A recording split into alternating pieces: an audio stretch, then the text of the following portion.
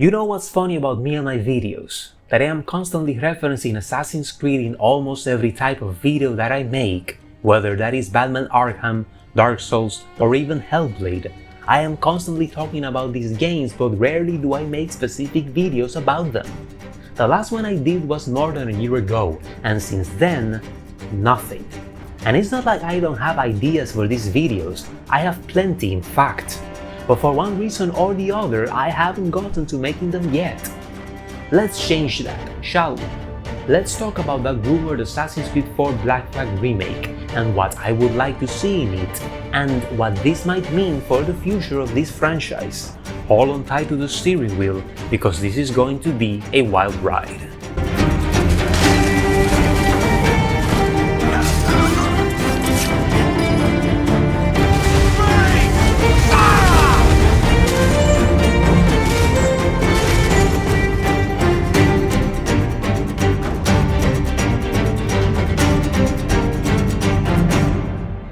If you ask me, the first thing that I would say they should do with the remake is to leave most of its systems as untouched as possible. By that I mean that they shouldn't give Black Flag Valhalla's combat, for example, or AC Shadow's stealth and parkour. The Kenway games had solid parkour that fit perfectly with the world design of these games, and changing that means they should overhaul the whole design of the game's world. They should leave the parkour as intact as possible. What they should do is polish it. Black Flag offered a very good playground for parkour enthusiasts, but the problem with that game is that it continued to grow the infamous AC jank and lack of polish to newer heights. Somehow, Black Flag made parkour even jankier and less predictable than it is in AC3. It still works, but it can feel like Edward at times is trudging through mud instead of developing speed. Very frequently will he stutter at the base of trees, and climbing nets is almost as imprecise as it was in AC3. This is the type of thing that can be improved with the remake, make the transitions from one hitbox to the other smoother. The same goes for combat. Combat in Black Flag is pretty cool when it works. Most of the time, however, you are struggling with the actual game more than with the same enemies. Edward will not always follow your commands. Sometimes he will not block and get hit. Sometimes you will tell him to do a double tool kill, but he will instead shoot at the guy or pull him down with a rope dart. And if fighting alone is messy, fighting in groups is even messier. This was always the case with these games. These games, after all, simulated real crowd physics, so people could actually get in the way within a fight and accidentally push you to the ground. Add to this the increasing level of jank and bugs in these games, and by the time we reach AC4, we can barely fight ourselves, much less in groups. Which is an irony considering that you will spend more than half the game fighting in ships with your fellow crewmen, constantly stumbling with one another. This is the type of thing that can be improved in a remake. Make the ships bigger, so all the characters can better move without clashing with one another. And combat itself can be improved by a ton. This game would seriously benefit of having difficulty levels because the original was ridiculously easy, even for this franchise. Coming out of AC3, which, in many ways was the pinnacle of classic AC combat, Black Flag inevitably felt like a step down for me. You will learn everything you need to survive this game's battles during that bar fight at the beginning of the game, and you will be doing these very basic moves for the next 200 hours. AC3 was shorter by a half, and it had more varied, challenging and interesting combat. Assassin's Creed has always struggled with its combat systems. They always struggle to maintain the balance of challenge with the power fantasy that these games are going for. And the thing is that they always had the answer from the very beginning with AC1, because that game perfectly encapsulated the fantasy of being an assassin, while also maintaining a high level of risk and thus dread in being discovered. This was a system that rewarded skill and knowledge over the game's mechanics above any stats or weapon builds, as some games would do eventually. Enemies were always tough and surprisingly smart in this first game, but so could you if you knew how. Now, Saying that they should bring AC1's combat to Black Flag is ridiculous, because these are two pretty different games with different weapons and enemy types. However, they could bring a lot of AC3 into Black Flag, because AC3, in my humble opinion, is the only game that could get close to surpassing the first in terms of combat. AC3's combat system is so much better than Black Flag's because it has cleaner animations, more weapon and enemy variety, and higher enemy count. This system is very much like Batman Arkham's, which shines its brightest when there are dozens of enemies attacking you all at once. Black Flag Remake could easily add elements from its predecessor as well as from Rogue, like the Hunter enemies and the capacity of enemy ships boarding your own. Notice that I am not referencing to other games outside the Kenway saga, because in my humble opinion, part of what makes these games unique is the time and setting in which they are placed in, and thus, the systems that were built around them. Even if Valhalla or Shadows have, technically speaking, better combat than the Kenway games, I still wouldn't like to see them implemented in a remake of these older games, because part of the identity of these older games was their cinematic, counter-based combat system. It fits perfectly that these games share ideas within their specific groups, like adding elements from Rogue or Freedom Cry to Black Flag, but giving Black Flag Origins combat and Unity's parkour. Good and fitting as these systems are in their respective games, would change the game too much and not always for the better. The combat in these original games was good and worked well within their particular vision, and when done right, they could even add their own form of challenge. We do not need a Souls-like style of combat in this game in order to make it more challenging and appealing to a modern audience. What we need is to remind older players and demonstrate to newer players that these cinematic, counter-based free-flow experiences can provide them with similar pleasures to the more recent Souls-like or parry-based systems of games in the style of Sekiro, Shadows Die Twice, and Jedi Fallen Order. The way to do this is to build on what AC3 did, increase the enemy count to the game world, and make them more aggressive and Edward more of a glass cannon in order to encourage players to fight more carefully and value their tools. Tool count shouldn't be as high as it was in the original game in order to prevent players from spamming smoke bombs and cheese every fight. 15 smoke bombs and 30 bullets is too much. Make it 5 smoke bombs and 15 bullets instead. All of these elements, from tool count to Edward's health and enemy aggression, should heighten or lessen depending on the difficulty. More aggressive enemies would also help in making those spectacular dual counters happen more often. That's a problem that Black Flag also has. Dual counters was a highlight of AC3's combat system, and it happened organically in that game because enemies were more aggressive and thus more prone to attacking you in groups. Black Flag's enemies are so docile in contrast that this rarely happens. You literally have to spend minutes holding back in combat in order to have these counters occur. I tell you from personal experience because when I played this game the first time, these dual counters happened only twice throughout the whole campaign, and when I was making gameplay videos on my other channel around this game, I had to spend literal minutes holding back so these counters would happen and make the fight look better, because otherwise, if you fight efficiently as you normally would, these counters would almost never happen. Please, Ubisoft, make life easier for content creators. Another thing that Ubisoft could do with a Black Flag remake is to make each weapon type more distinctive. In Black Flag you had your fists, your hidden blades, and your dual swords. You could also pick axes from fallen enemies and single swords.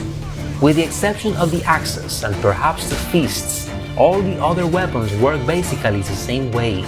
The only reason why you would use your hidden blades and not your twin swords is because you want to see different animations, not because they have any substantial difference in how you engage combat. The same goes for the single swords versus your twin blades. In Black Flag, there is no difference between carrying just one blade versus two. You do the same damage, you can do double tool kills either way, and if you want to see the single sword animations, you have to constantly pick swords from the ground. It's weird that these developers invented so many new single sword animations that people are rarely going to see, because they will stick to their default twin blades and rarely will they counter-steal any sword from any enemy and get to see all of those different animations. It would be a cool idea, I think, to have twin blades work differently. For example, if you carry two swords, you can do more damage and eliminate enemies faster. But you can't use your tools like pistols, rope darts, blowpipes and throwing knives for the obvious reason of having both hands occupied with swords. If you use a single blade, however, you do less damage but have access to all your tools, thus allowing you to do counter kills and double two kills with them. In order to make this system fun and useful so that players swap between twin and singular blades without forever sticking to one, is to add a button in combat that allows Edward to draw and sheath his second blade during combat, similar to that Dark Souls mechanic that allows you to seamlessly hold your right hand weapon with both hands without having to unequip the shield in your inventory.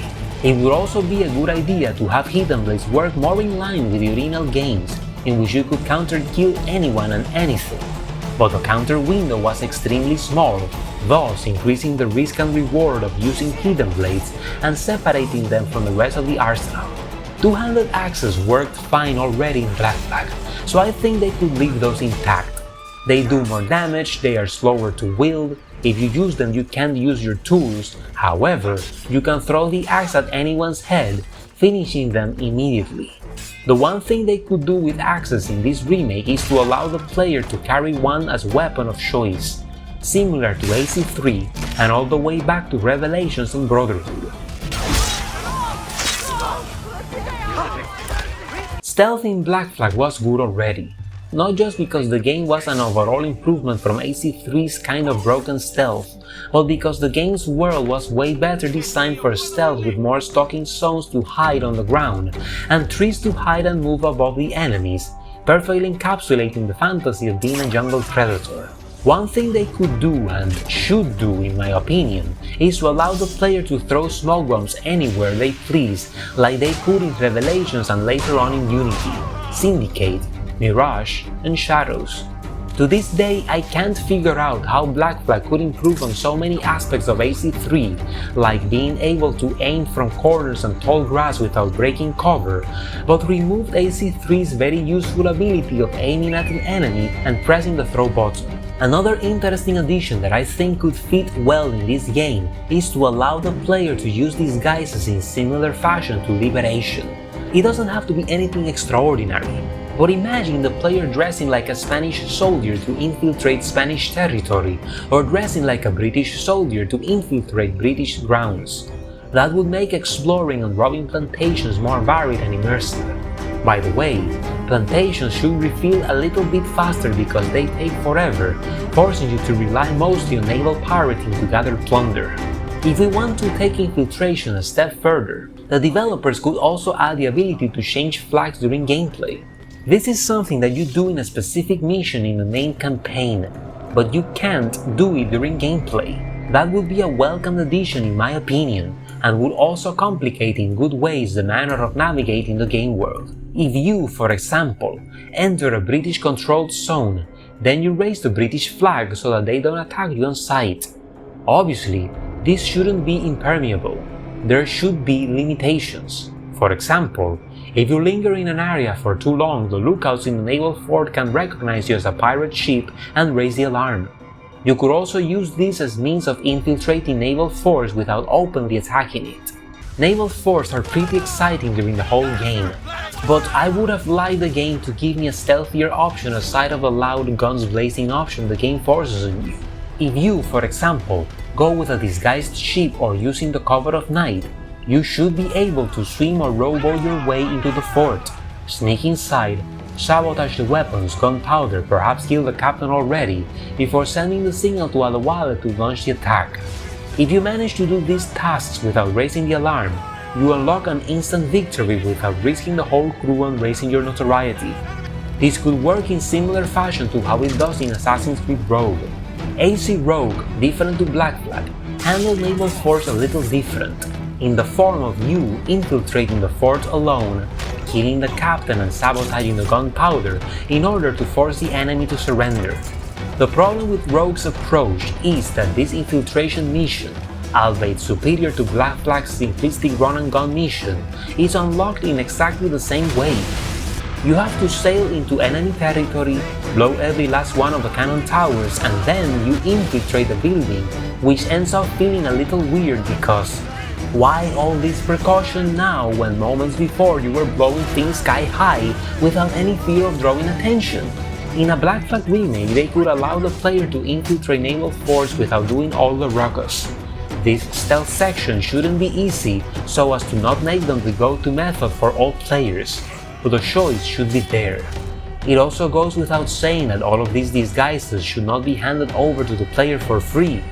You should earn these disguises naturally in the game, either by taking them from the enemies once you ransack their ships, or from plantations, or perhaps buying them at higher costs in Nassau. But they shouldn't come for free. This should also be an option for the player, one that is highlighted early in the game but not exactly forced. It could be like using the Mongol armor in Ghost of Tsushima, a pretty useful option but one that is not forced on the player. I've always felt that forcing players into specific paths and into using specific tools in specific missions automatically kills whatever sense of freedom the game could have managed to instill. All of these options, whether using disguises or changing flags or infiltrating naval forts by night, should be optional and never forced, so that players figure out for themselves what type of player they want to be, whether a loud, cannon-ready pirate or a stealthy nighttime thief. Assassin's Creed 4 Black Flag is a great game overall, which improved and sometimes fixed plenty of the issues this franchise had steadily developed across the years, like a constant and dreadfully serious tone, and overly scripted gameplay that is constantly stealing control out of the player's hands. Black Flag also improved upon many of the criticisms thrown at AC3, like the overly brooding protagonist, the 5-chapter intro, and once again, the overly scripted nature of the story, which prohibited players from doing mostly anything aside of following the green, red or blue dot. Black Flag opens its world sooner than AC3, that's for sure, and its missions are designed with more freedom in mind. Even if main story missions are more linear, you still have much more freedom of approaching these ones than you had in the previous game. A great example of this is missions like when Haytham storms the fort in search of William Johnston's research box, in contrast to when Edward infiltrates the fort in Havana to find his stolen possessions in Black Flag. This mission in AC3 forces you to fight even if you try to be stealthy, while this other similar mission in Black Flag allows you to tackle it whichever way you want. The game encourages stealth but doesn't punish you if you have to fight one or two enemies. I've seen people even ghost this mission, moving about unseen without killing a single guard, once again showcasing Black Flag's more open-ended design. And there are plenty more examples in these games, moments in which AC3 forces you to either fight or be stealthy, while AC4 allows more freedom of approach. And although both games invert roles at times, AC4 as a whole has way better mission design that allows for more creativity. This is without saying that the full sync in Black Flag is also way less intrusive than it is in AC3. However, with this open-endedness also comes some drawbacks. Black Flag's liberal design can also lead to a more generic experience, because the upside of AC3's more scripted design was that most missions were memorable, even if they played out in a singular way. Black Flag's bigger world was filled with a lot of shipwrecks, islands, coves, Mayan ruins and whatnot, but each one of them played out in pretty similar ways. This was a gloomy foreshadowing of what was to come in future AC games, in which you arrived at a new region, the game would show you a list of activities, you check the boxes and leave feeling more like you wasted your time instead of having a more meaningful and memorable experience. Even if Assassin's Creed 3 can overdo it with its barrage of cutscenes and character exposition, the game also offers a pretty memorable experience with most of its mission and storylines. It doesn't have 20 Mayan ruins, but the only one that it has offers breathtaking vistas, gut-wrenching falls, and a singular yet meaningful reward. This sword is good enough to carry you through most of the game, and finding it felt 10 times more interesting than trudging through generic islands in search of Mayan stones to unlock a Mayan armor so ugly and out of place that I regret wearing it a second later and thus run back to put my classic assassin outfit. Instead of having 10 shipwrecks and 10 pirate coves, AC3 had one area like this, but once again, the experience was tailored to be unique and memorable. I still remember every single Captain Kidd mission, for example, but all of those Mayan ruins and shipwrecks quickly blurred into one dreamy memory. What I am saying is that I like Black Flag's greater sense of freedom. Yes, this was necessary in a franchise that calls itself an open-world sandbox. This decision of making the game more open-ended would, eventually, lead to Unity and Syndicate's amazing black box mission design. But I would also like to see in the remake a few more cinematic style missions because these missions in premise are pretty cool. The problem arose when games like Assassin's Creed 3 and Revelations almost made all of their missions, main story and sideline, into linear cinematic set pieces, obliterating any sense of player agency.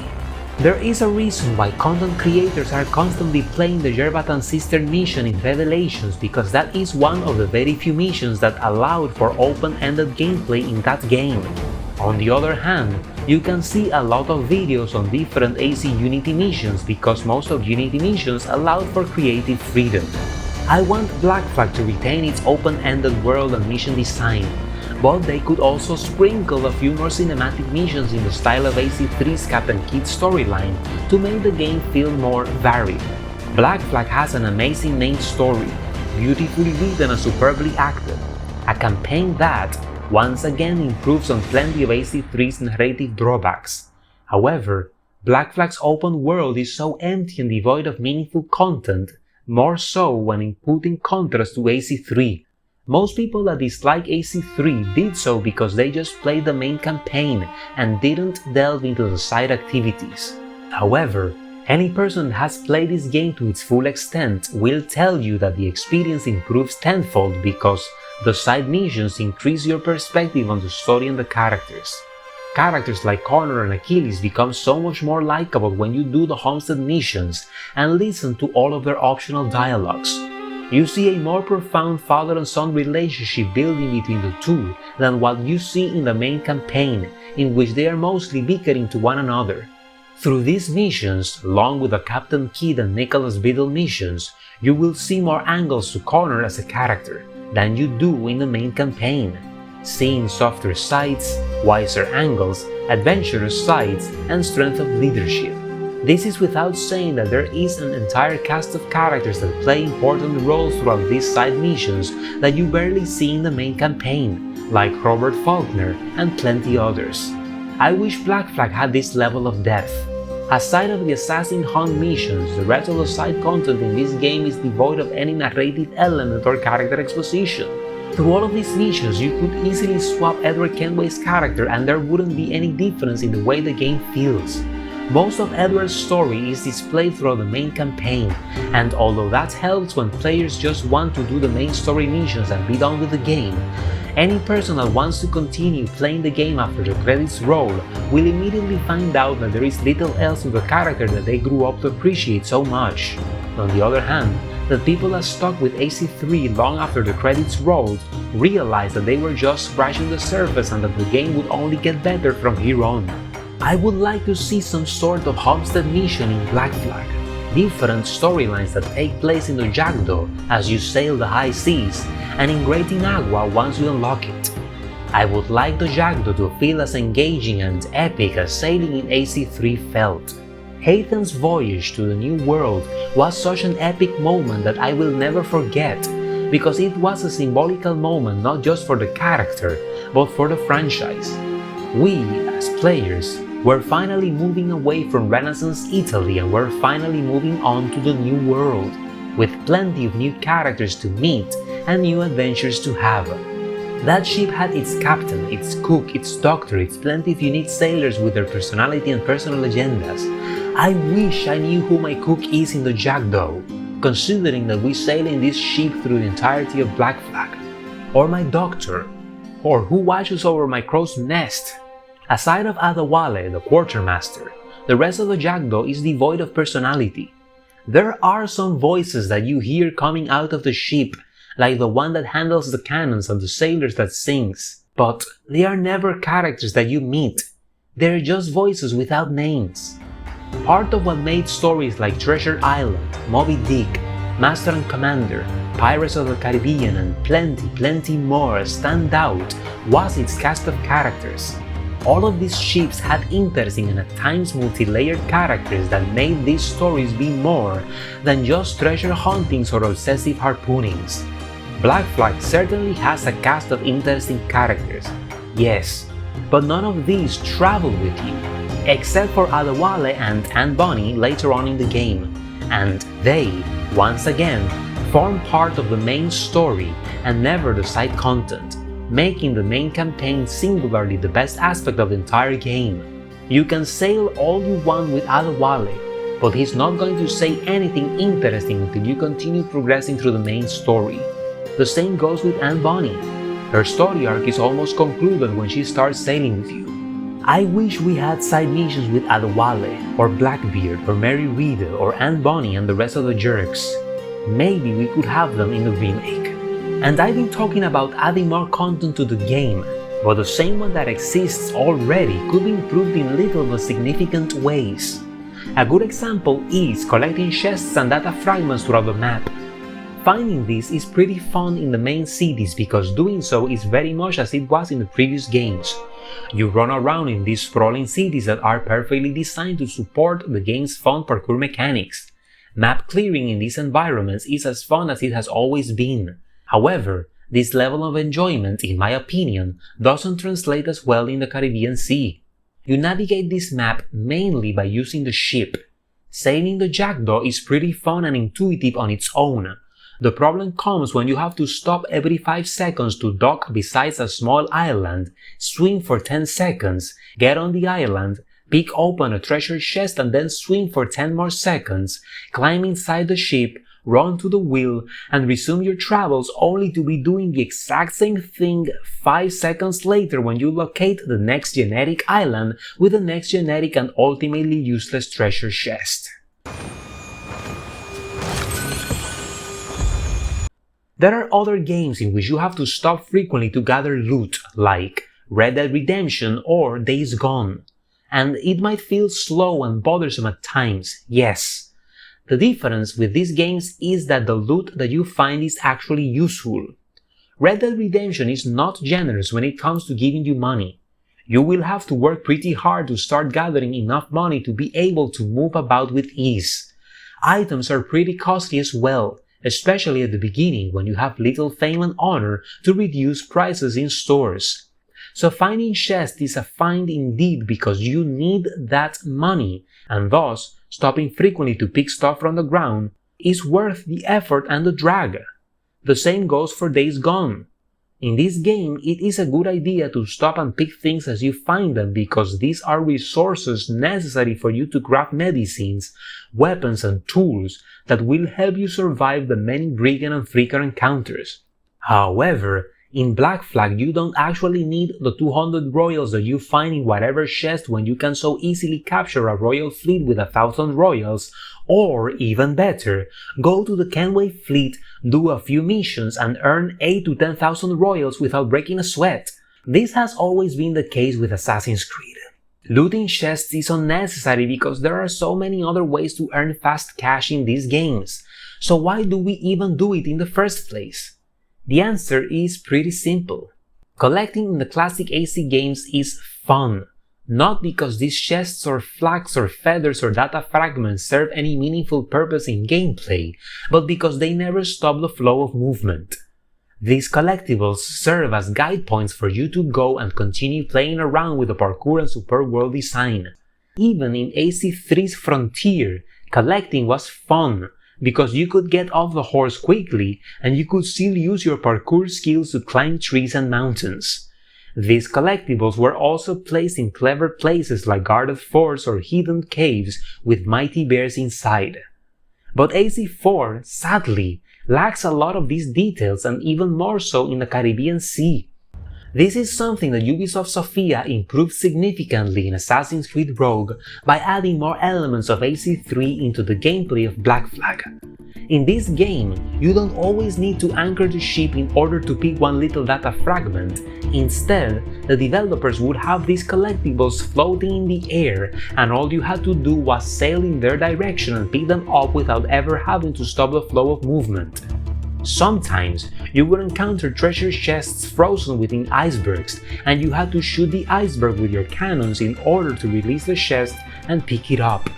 Sometimes, a chest would require you to climb some complicated layout in order to reach the hidden treasure, or sometimes there was a group of brigands already in the area and you had to bypass them or kill them in order to claim the treasure for your own. Or sometimes you would find these chests inside caves, similar to AC3, and after finding the entrance to the cave, you would realize that you needed explosives to break the ice wall open, or that the cave is filled with polar bears and now you have to fight them.